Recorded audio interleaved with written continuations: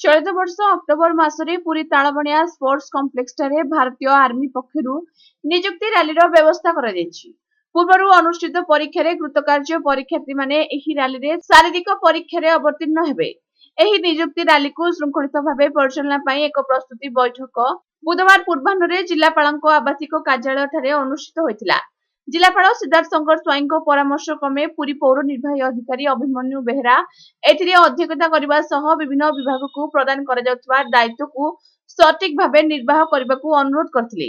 आईन श्रृंखला रक्षा, ट्रैफिक नियंत्रण, स्वास्थ्य शिविर, अग्नि निर्वापक व्यवस्था, रहणी व्यवस्था, नेट व्यवस्था, बैरिकेड और टेंट व्यवस्था, पानीय जल व्यवस्था, परिमल व्यवस्था, विद्युत जोगाण व्यवस्था, सूचना प्रदान व्यवस्था, परिष्कार परिच्छन्न व्यवस्था, खाद्य व्यवस्था इत्यादि संपर्क रे विस्तृत आलोचना करा जाई संपृक्त विभाग मानकू कार्य त्वरान्वित पई परामर्श दिया जायथिला।